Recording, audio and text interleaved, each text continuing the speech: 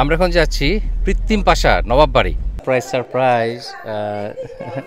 আমাকে বলছেন যে আমাকে চেনা চেনা মনে হচ্ছে। আলী আনওয়ার খান। আমি আলী আব্বাস খান।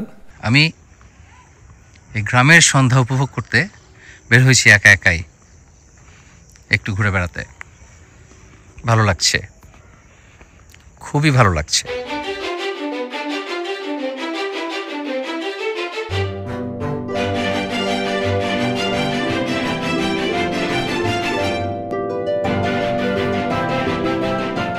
আসসালামু আলাইকুম, আমি মোহাম্মদ আল ফারুক বলছি সিলেটের মৌলভীবাজারের কুলাউড়া উপজেলার আমানীপুর গ্রামের আমানীপুর পার্ক থেকে।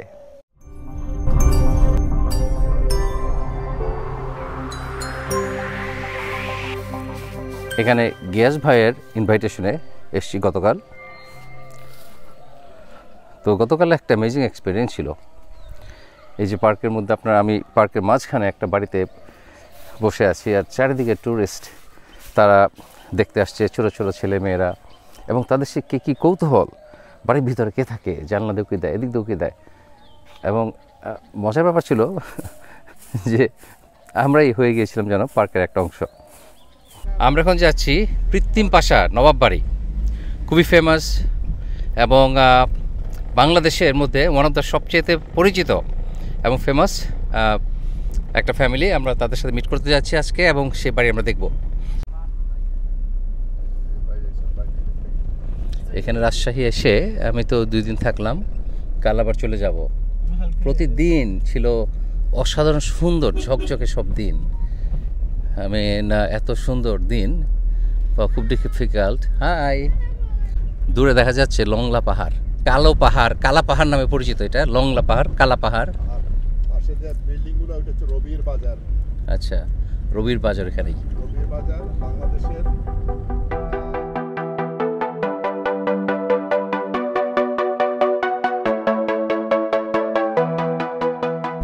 তো ওই রবির বাজার যেটা, সেটা পান এবং কাঠের জন্য হোলসেল মার্কেট, খুবই ফেমাস।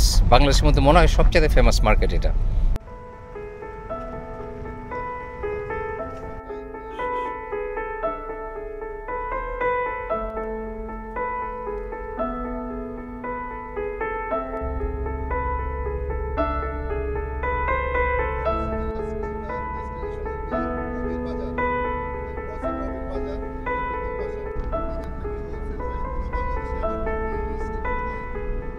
আমাদের যাওয়ার পথে রবির বাজার হয়ে যাব। আর এই রবির বাজার হলো এখানে যে খাসিয়াদের যারা পান উৎপাদন করে, তাদের পান সব এসে এই বাজারে বিক্রি হয়, এবং সেটার জন্য এটা অনেক ফেমাস, খাসিয়াদের পান। ভাইয়ের পার্ক থেকে রবির বাজার মাত্র 5-7 মিনিটের রাস্তা গাড়িতে। আমরা পৌঁছে গেছি বাজারে। তো এই বাজার হয়েই আমরা যাচ্ছি সেই নবাব বাড়ি। আমরা এইমাত্র নবাব বাড়ির সীমানায় ঢুকলাম।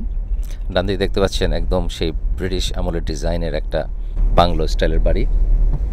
আর এই যে বাম দিয়ে একটা গাছ দেখতে পাচ্ছি, এটা তো মনে হয় কয়েকশো বছরের পুরনো হবে। এটা কি শিলকরই?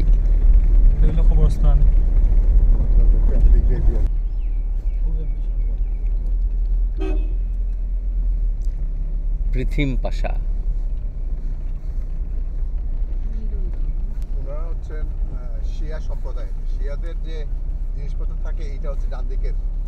আচ্ছা, তো ডান দিকে যেহেতু তারা শিয়া সম্প্রদায়, তাদের এই শিয়া সম্প্রদায়ের যে শ্রাইন, সেটা তার একটা দেখতে পাচ্ছি আমরা ডানে।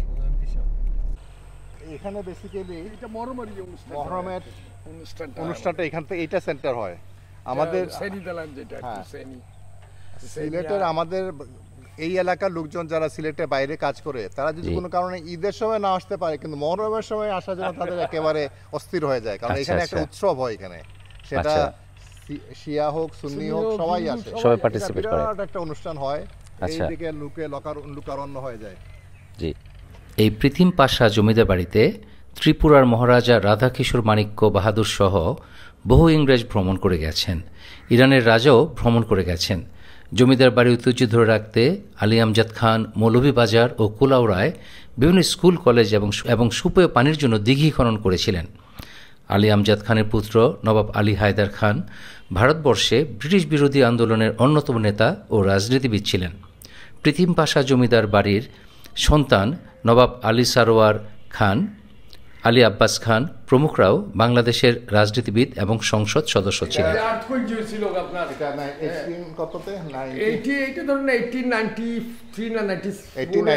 এই এলাকাতে বিরাট একটা ভূমিকম্প হয়েছিল। আগের ঘরগুলো টিন শেড ছিল না কেউর বাড়ি, সব ওই আগের যে হতো আপনার সুরকি দিয়ে বানানো মানে বিল্ডিং ছিল আর কি। আচ্ছা, ওই এলাকায় এরকম অনেক বাড়ি ছিল।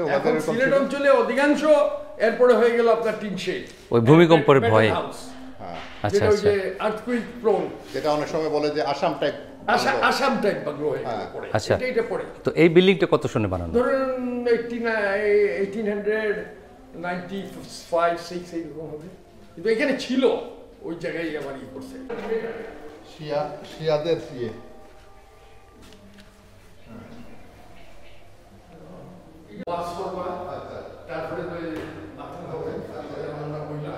এখানে সারমন দেওয়া হয়।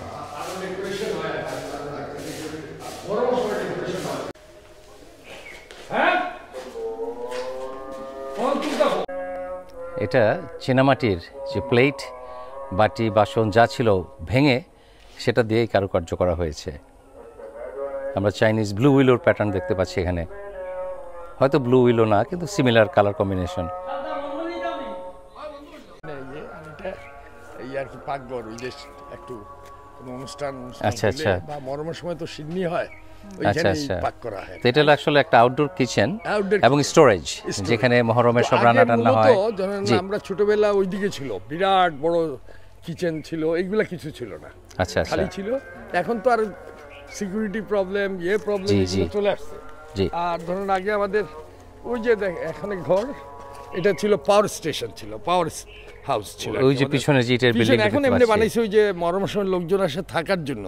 আচ্ছা, এমনি গ্যাস এমনি ওই যে কাজ টাজ করে এদের জন্য।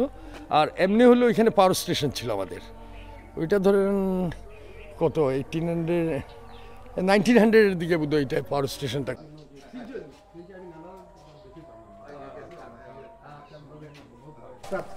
একটা না তিন রাত ছিল, আরো থাকার কথা আছে, কিন্তু উনি ওই যে ওনার ডিভোর্স শুনে তো ইরানের শাহ কত সনে এসেছিলেন এখানে? 1951-এ। 1951 মানে আমাদের ভাষা আন্দোলনে 1 বছর আগে এখানে ইরানের শাহ যিনি এসেছিলেন বাংলাদেশে, তিনি এখানে বেড়াতে এসেছিলেন এবং এখানে শিকার করতে গিয়েছিলেন। যদিও শিকারের কিছু পান নাই, কিন্তু শিকার করতে এসে এখানে তিনি থেকেছিলেন 3 রাত এই বাড়িতেই।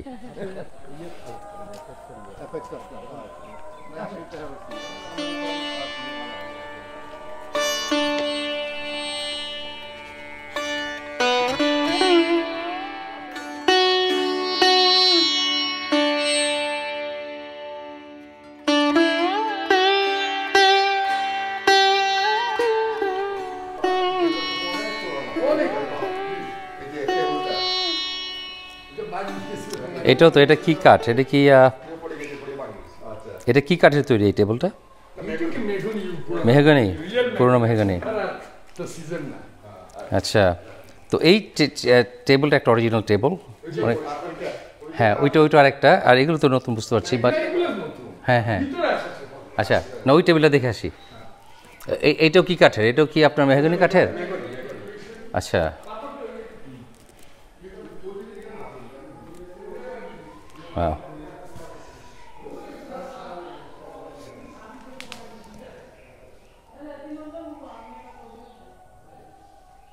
সম্ভবত ল্যান্টন রাখার জন্যে।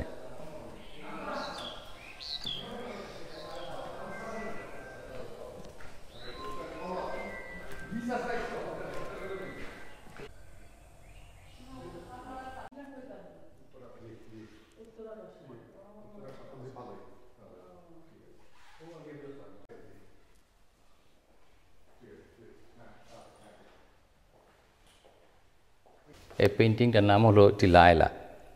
এখন এর বেশি কোনো ইনফরমেশন আপাতত আমাদের কাছে নাই। আচ্ছা, ইনি হলেন আলী আমজাদ খান। তো ইনি কি আপনার সিলেটের সেই ঘড়িটা তৈরি করেছিলেন? গ্র্যান্ডফাদার। জি। তো ঘটনা হলো ওনার নামে ঘড়ি। আচ্ছা আচ্ছা, উনার এই যে উনার ইয়েতে দেখা যায় 3-4 বছরের ছিল, উনি তো করে নাই নিশ্চয়ই। আচ্ছা, উনার বাবা করছে, ওনার নামে করা হয়েছে, আলী আহমদ খান। আলী আমজাদ খান। আলী আমজাদ খানের বাবা আলী আহমদ খান এটা করছে। আচ্ছা আচ্ছা, আলী আহমেদ খানের তৈরি, কিন্তু নাম দিয়েছে আলী আমজাদ খান, ওনার ছেলের নামে। ওনার ছেলের নামে। Thank you. আলিয়ার খান যিনি যার নামে দেখলাম সাইনবোর্ড সামনে। আচ্ছা, নওয়াব ওয়াসিফ আলী মির্জা অফ মুর্শিদাবাদ। নওয়াব ওয়াসিফ আলী মির্জা মুর্শিদাবাদের, ওনার পেইন্টিং দেখতে পাচ্ছি আমরা এখন। উনি হলেন, উনার 2 মেয়ে এই বাড়িতে বিয়ে হয়েছে, 2 দাদা বিয়ে করছিল। আচ্ছা, আমার বাবার নানা আর কি। আমার বাবা নওয়াব আলী সফদার খান, উনার বাবার নানা, উনার নানা, আমার বাবার নানা। আচ্ছা আচ্ছা, এখানে আমরা আরও একটা পুরনো পেইন্টিং দেখতে পাচ্ছি, কিন্তু এর হিস্ট্রি আসলে আমাদের কাছে অ্যাভেলেবল না। অসাধারণ সুন্দর একটা পেইন্টিং।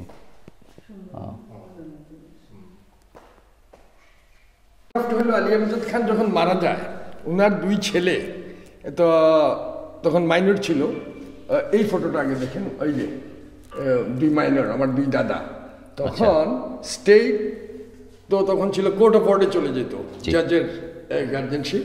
তখন কোর্ট অফ অর্ডে চলে যাওয়ার পরে second manager, he was British, ওনার নাম মিস্টার লিডিয়াট। কি লিডিয়াট পুরো নাম বলতো উনার, he was the legal guardian on behalf of the জাজ। আচ্ছা, তো ওইদিকে আপনি আসে যখন ঢুকলেন, ওইখানে একটা বাংলো ছিল। আচ্ছা, ওই বাংলোর সামনে উনি ওনার বন্ধুদের আসছিল, শুনছি যেটা ওই টাইগার হান্ট কোর্সে করে আর কি ছবিটা দিছে। এইটা হইলো, এই ছবিটা হইলো কোর্ট অফ ওয়ার্ডে, কিন্তু 4 জন থাকতো। যেমন এই 2 দাদা মাইনর, আমার যে নানা, ওনাদেরই কাজে আলী আতার খান উনি, এবং পাল্লাকান্দির সৈয়দ আলী আক্তার শাহ, আপনার দাদা, আমরা নানা। তো উনারা 4 জনই কিন্তু এই উনার গার্জেনশিপে ছিল। এই ছবিটা আছে 4 জনের, যে এই 2টা হইলো, 2 জন হইলো 2 গার্ডেনের ম্যানেজার, 2টা মরিচড়ার ইয়ের, উনি হলো মিস্টার লিডিয়ার। এটা হইলো আমার দাদা আলী হায়দার খান, আর উনি হলেন আলী আসগর খান। উনি হলেন আমার নানা আলী আতার খান, আর উনি হলেন পাল্লাকান্দি সৈয়দ আলী আক্তার সাহেব। উনি চুড়িদার পরা, এটা হলো আমার দাদা নওয়াব আলী হায়দার খান, একদম বাম দিকে যেখানে বসে আছেন। হ্যাঁ, এই যে শেরওয়ানি পরে ব্ল্যাক কালো টুপি, আচ্ছা, উনি। এবং মধ্যেখানে আছে আমার বাবা। আমার বাবার বয়স তখন ছিল 5 বছর। এই যে ইনি 4-5 বছর। হ্যাঁ, ইনি আপনার বাবা। আচ্ছা, আর নিচে এই যে উনি আছে পাগড়ি পরা, এটা হইলো ওই যে উনি আলী আতার খান, ওনাদের কাছে আমার নানা। আর এই যে ছোট মুখ লুকে আছে, জি জি জি, উনি হইলো পাল্লাকান্দির নানা। আচ্ছা আচ্ছা,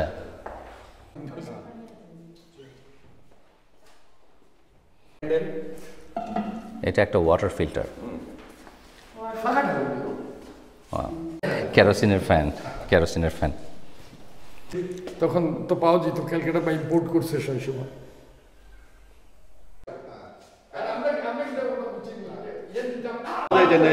এখানে লেখা আছে,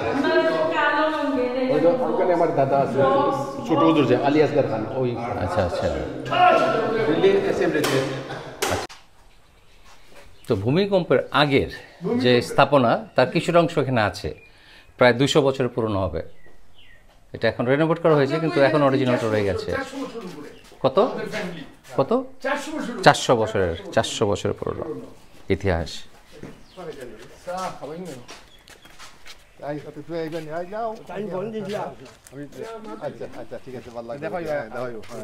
এই লিচু গাছটা 75 বছর কিংবা আরো বেশি, 100 বছর পুরনো, 100-150 বছর পুরনো লিচু গাছ। আর যখন নাকি ইরানের শাহ এসেছিলেন এখানে 1951-এ, তখন আইয়ুব খান এখানে টেন্ট করে ছিলেন, ডিওসি ছিল তখন এখানের, এবং তার পারমিশন ছিল না এই বাড়ির ভিতরে যে থাকার।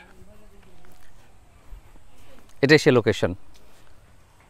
এক্সাম্পটেড ছিলাম কিছু বন্দুকের।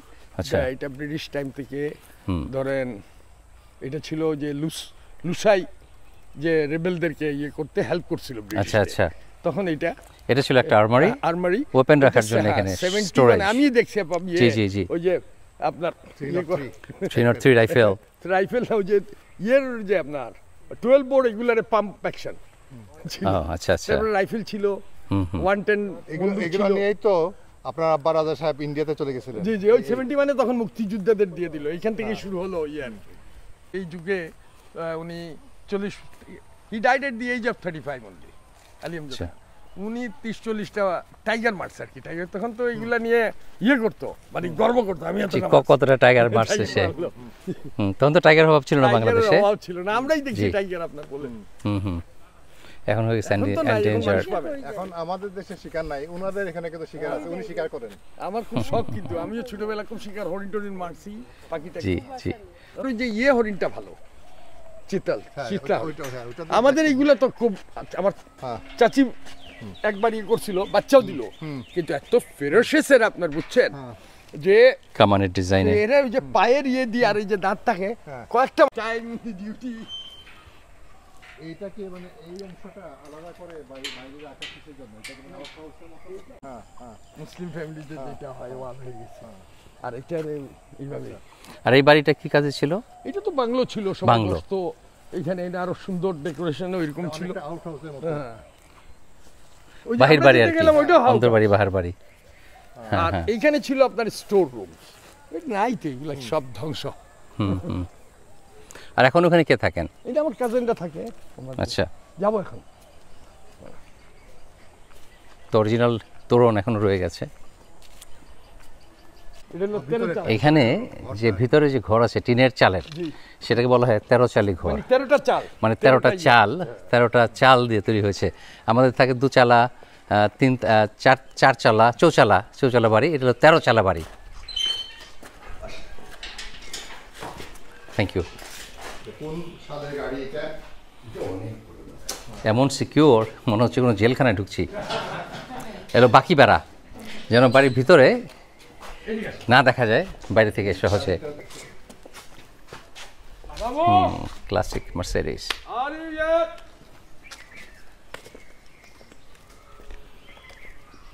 এই যে 13 চলা। এইটা হইলো আমার ফুফুর ছিল, পুতুল ঘর। পুতুল ঘর আমার ফুফু একমাত্র রাস্তা দুই ভাইয়ের মাঝে একমাত্র মেয়ে। আর এটা কি একটা স্লেট পাথর দিয়ে বানানো একটা স্ল্যাব টেবল? বসার জন্যই তো, সামনে আরেকটা দেখতে পাচ্ছি। জি জি। আসসালামু আলাইকুম।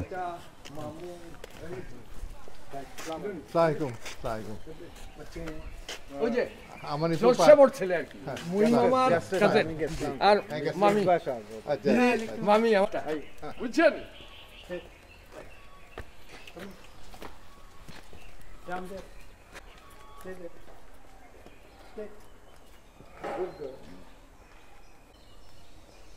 কত বছর বয়স?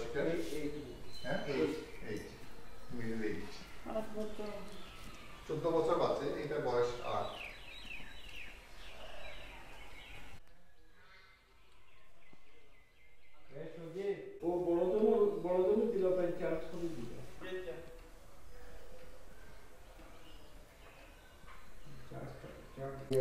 এটাতে যে চা হয় তার নাম হলো কাইবা। বেসিক্যালি এটার ভিতরে সুগার দেওয়া হয়, তার নিচে থাকে পাত্তি এবং নিচে আগুন থাকে, এটার ভিতরে চারকোল। সেই হিটে সুগার গলে তারপর সেই থিক একটা লিকার তৈরি হয়, সেটার নাম কাইবা। আর অ্যাকচুয়ালি লেবাননে যেটা খায় তার নাম হলো লিবি বলে, একই ধরনের, একটু ডিফারেন্ট ডিজাইন, বাট সেটাতেও খায়। এই ফ্লোরটা আমরা দেখতে পাচ্ছি, এটা ওভার 100 ইয়ার্স ওল্ড। আর এটা রেড অক্সাইড দিয়ে যে সিমেন্টের সাথে মিশিয়ে বানানো হয় ফ্লোর, সেই ফ্লোর না। তো এটার যে শিন, এটা অনেকটা মার্বেলের মতোই, কিন্তু এটা পুয়ার সিমেন্ট। এটা ফিনিশিং প্রসেসটা আসলে আমি জিজ্ঞেস করলাম, কিন্তু এটা ডিটেল অ্যাভেলেবল না।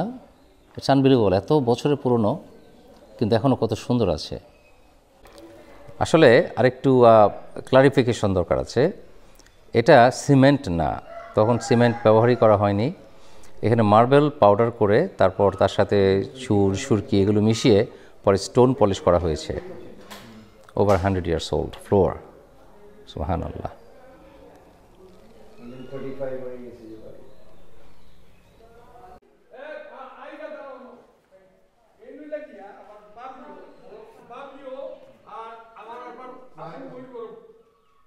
আমাদের আমাদের চাচা বুঝছে চাচাও বল ওর মাফ শোনাবো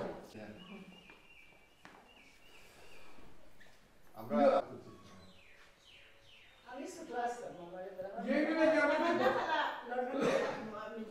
আচ্ছা হয় 5% और भाभी क्या नाम लगे फाइनेंसला আপনার জুতার কোম্পানি ভিডিও আপনার আনফর নাম মতিন মতিন তো আমার বউ হয়েছিল জানি হয় ও আমার অন্য দেশে অন্য আইছে তারা আমার ফোন আমি তো ঢাকা S.A. Mirza. আচ্ছা, এটা একটা ওয়াটার কালার পেইন্টিং জি, এটা water. By S.A. মির্জা 1928-এ আঁকা ছবি। এটা ডিপিক্ট করা হয়েছে যখন টিপু সুলতানকে যুদ্ধে যিনি মারা যান, হেস্টিং বিট্রে করে হেস্টিং যখন তাকে কিল করে, সেই যে সিনটা, সেই পরিবেশটা তুলে ধরা হয়েছে এই ওয়াটার পেইন্টিংয়ের মাধ্যমে।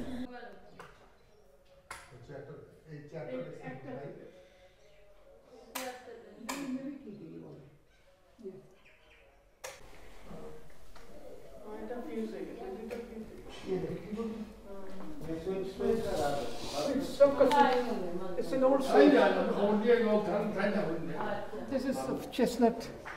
Chestnut. This is, I think, is 100 plus. 100+ years old। Early চেস্টনাটের 19, early 19. আচ্ছা, চেস্টনাট তো আমাদের এলাকায় পাওয়া যায় না, কোথায় আসছে কাঠ? I think these are got from probably Kolkata. Calcutta থেকে। দ্বিতীয় শাহ আলম আর লর্ড ক্লাইভ। ব্রিটিশরা এটা বাণিজ্য করার চুক্তিটা দেওয়া মানে লিগ্যালাইজেশন অফ ওদের ইস্ট ইন্ডিয়া কোম্পানি কি তোমরা এখন বাণিজ্য নবরতন। রাহাত কইতা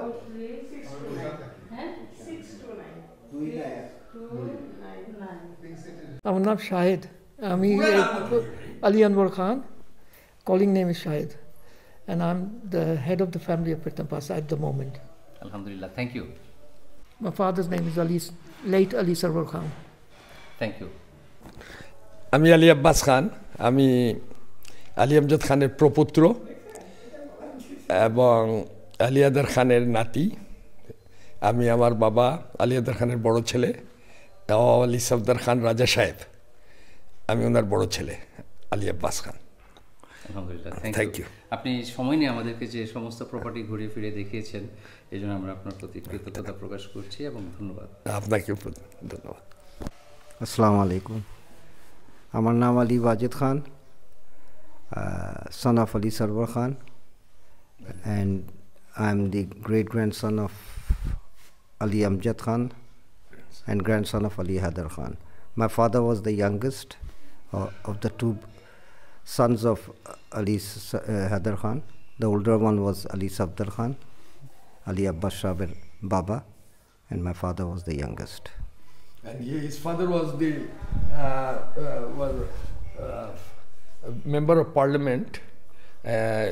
In 1970, he was elected as a member of MPA, member of Provincial Assembly. Then he became the MCA. It was called MCA.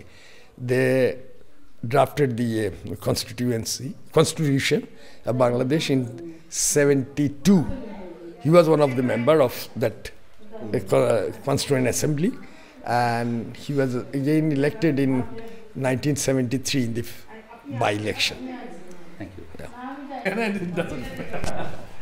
And my cousin Ali Abbas, he was elected 3 times member of parliament. The first in 1987, 88, sorry, and then in 1991, and then again subsequently in 2008. Thank you. Thank you. আমাদের জন্য চা নাস্তা চলে এসছে। Fire হইলে তো এখানে বুন্ডেড হয়ে যাবে। সারপ্রাইজ। আমাকে বলছেন যে আমাকে চেনা চেনা মনে হচ্ছে। ও বাড়ির বড় বউ, ও বাড়ির আমি ওনার এতদিন থেকে সত্যি আপনারে ফলো করতেছিলাম ইউকে থেকে, আচ্ছা আচ্ছা। কিন্তু এখন আমি দেখতেছি, বলতেছি আমি যেন কোথায় দেখছি উনার সব জায়গায় জানতো উনি, ফিশিংয়ে কানাডা বাংলাদেশে আসতেছেন, এখন থেকে এখন আর ফলো করতেছি না। ইউকেতে থাকেন? জি, আমরা থাকি সারিতে। আচ্ছা আচ্ছা I recently, thank you. Nice to meet you. To my pupu, আচ্ছা আচ্ছা but he died very young. He died of TB O in the trees. আচ্ছা হোসেন সৈয়দ সোহরাওয়ার্দী আর তার পিছনে ডান দিকে হলো আপনার বাবা ছোট্ট পৃথিবী আসলাম এখানে বেড়াতে সেখানে দেখা গেল এই নবাব বাড়ির বড় বউ সে আমার একজন ওয়েল উইশার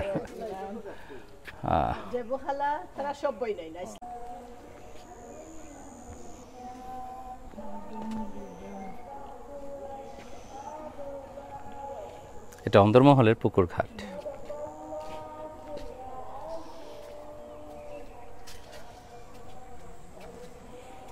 বৃষ্টিতে বসে এনজয় করার জন্য ছাদ তৈরি করা হয়েছে ছোট একটা ছাতির মতো শেড তৈরি করা হয়েছে এখানে বসে আপনি বৃষ্টি এনজয় করবেন ওয়াও এক অন্য ধরনের ভালো লাগা এবং কষ্ট নিয়ে যাচ্ছি আসলে এ ধরনের জায়গাগুলোতে বেড়াতে আসতে যেটা মনে হয় যে আমাদের পৃথিবীর জীবন কতক্ষণ অস্থায়ী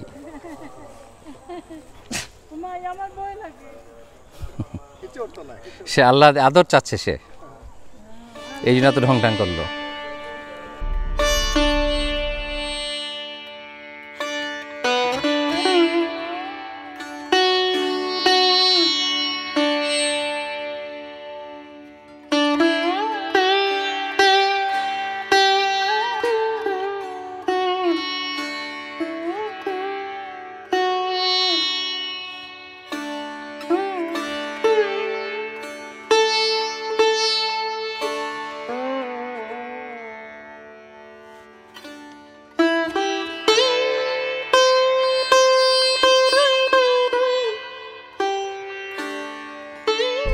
আমরা পৌঁছে গেলাম বেশিক্ষণ লাগে না মাত্র 5-7 মিনিটের ড্রাইভ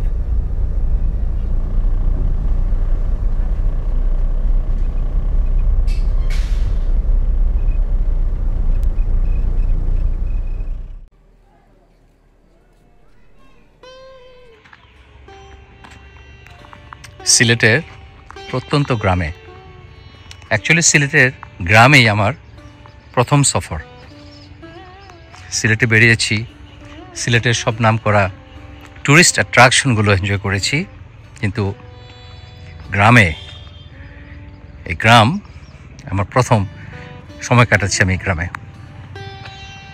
তবে একটা জিনিস মিস করছি যে এদিকে এখানে কোনো খেজুরের গাছ নাই থাকলেও রস কালচারটা এখানে নাই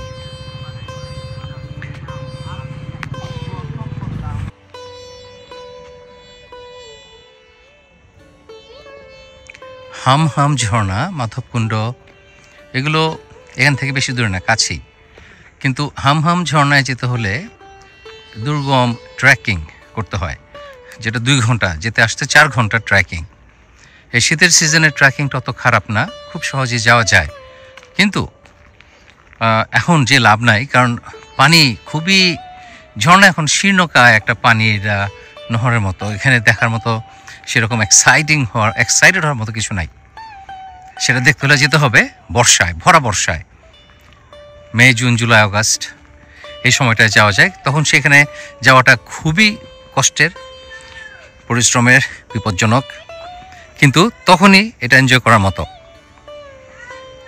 আর কাজেই আর যেহেতু এবার আসছে আসলে খুব লিমিটেড সময় নিয়ে সেটা এবার যাওয়া হচ্ছে না দেখি মেবি নেক্সট ইয়ার যদি সামারে বাংলাদেশে থাকা হয় তাহলে যাব আমি এই গ্রামের সন্ধ্যা উপভোগ করতে বের হয়েছি একা একাই একটু ঘুরে বেড়াতে ভালো লাগছে খুবই ভালো লাগছে একটু আগেই মসজিদে আজান দিয়েছে আর এখন দূরে শুনতে পাচ্ছি উলুধ্বনি আর বেলের টুংটাং শব্দ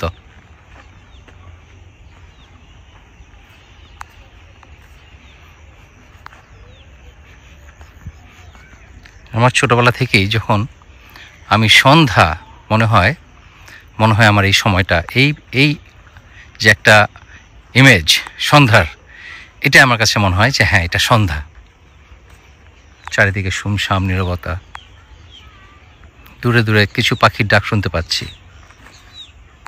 ছোট বাচ্চাদের হইচই থেমে গিয়েছে বেশ একটুক্ষণ আগেই। অসাধারণ লাগছে আমার কাছে। সামনে বিরাট বড় এক গাছ, বট গাছ, নস্বত গাছ, আমি শিওর না, হবে কিছু একটা। আমাদের এই সন্ধ্যাকালীন পিঠা স্ন্যাক্সের যে এই ভদ্রলোক এখানে night guard Abdul Musabbir, right? আচ্ছা, তো ওনার ফ্যামিলি, ওনার ওয়াইফ আমাদের জন্য পিঠা পাঠিয়েছেন। Thank you, thank you. আমাদের সাথে আছেন ইকবাল হোসেন মতিন সাহেব। ইনি হলেন এই ভাইয়ের ডান হাত, যিনি সমস্ত প্রজেক্টটাকে হেল্প করেছেন একসাথে নিয়ে আসতে। তা আপনি এই যে আপনার প্রফেশনাল রাজমিস্ত্রি, অথচ আপনি মেটাল ওয়ার্ক জানেন, কিভাবে লেদ মেশিন চালিয়ে ট্রেনের চাকা বানাতে হয়, ট্রেনের লাইন বানাতে হয়, এগুলো কীভাবে শিখলেন? এগুলো কিন্তু বিশেষ করে আমার স্যার যথেষ্ট আমাকে সহযোগিতা করেছেন। এই স্যারের জ্ঞান, স্যারে যতটুকু দিয়েছেন সেখান থেকে কিন্তু আমি একটু আমার জ্ঞানটাই কাজে লাগাইছি, এটাই আর কি। মতিন সাহেব, থ্যাংক ইউ। জি জি, ওয়েলকাম। তো ভাইয়ের যে স্বপ্ন ছিল, সেই স্বপ্নটার গাইডেন্স তো ভাই দিয়েছেন, কিন্তু এই মতিন সাহেব সেটাকে বাস্তবে পরিণত করেছেন। তো ওনাকে অনেক ধন্যবাদ, যার জন্য আমরা আজ এত সুন্দর একটা পার্ক এনজয় করতে পারছি। চুঙ্গা ভাতের জন্য প্রিপারেশন হচ্ছে। এই যে একটা পাহাড়ি বাঁশ, এই বাঁশটা একটা বিশেষ ধরনের বাঁশ, চিকন একদম, এবং এটার যে গাঠ এটা থাকে অনেক দূরে দূরে। একটু দেখান তো লম্বা করে, দেখি আমরা কতটুকু। এই দেখতে পাচ্ছেন এর মধ্যে মাঝখানে কোনো গাঠ নাই, প্রায় 2 ফিট কিংবা আরও বেশি দূরে দূরে গাঠ থাকে, যার জন্য অনেক চাল ভরা যায় এটার ভিতরে। আর এটা চাল প্রথমে আপনার ওই বিন্নি চালটাকে 5-6 ঘন্টা ভিজিয়ে রাখতে হয়, তারপরে এইভাবে চাল ঢুকে দিতে হয়, সাথে একটু একটু পানিও দিতে হয়। তারপর এটাকে আবার ওই যে পাতা তৈরি হচ্ছে সেই পাতা দিয়ে মুখটাকে আটকে দেওয়া হবে। এটা কি কলা গাছের পুরনো পাতা? কলা গাছের শুকিয়ে যাওয়া পাতা, সেটা দিয়ে তারপর এটাকে আবার রোস্ট করা হবে আগুনে, খোলা আগুনে। সেখানে হবে আপনার এই বাঁশের চুঙ্গার চাল।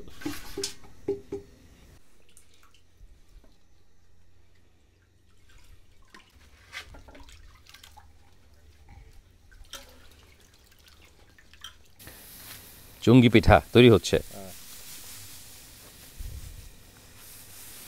নাড়ার আগুনে পড়ে তৈরি হবে এই পিঠা।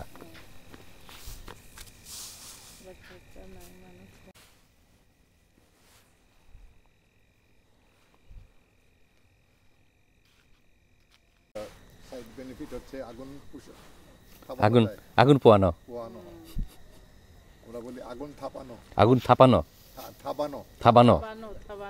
ও, আমরা বলি আগুন পোয়ানো, ওরা বলে আগুন থাবানো, আগুন পোয়ানো।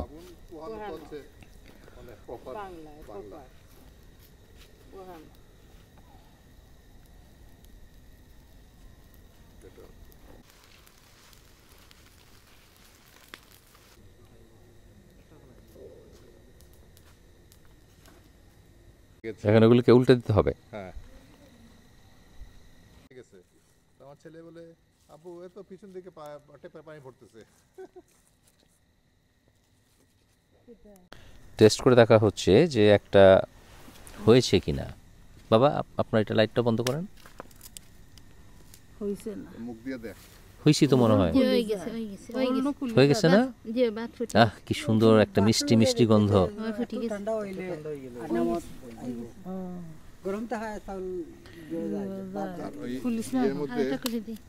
গরমে থাকলে আর একটু কি হবে, সিদ্ধ হবে। উফ,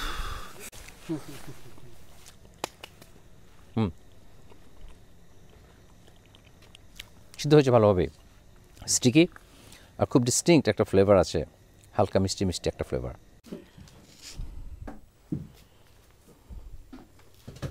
এই যে চুঙ্গি রাইস বা চুঙ্গি পিঠা সিলেটের খুবই স্পেশাল একটা খাবার এবং খুবই পপুলার এটা। আশা করি এনজয় করেছেন এই ব্লগ। ভালো থাকবেন সবাই, ইনশাল্লাহ দেখা হবে নেক্সট ভিডিওতে। আল্লাহ হাফেজ।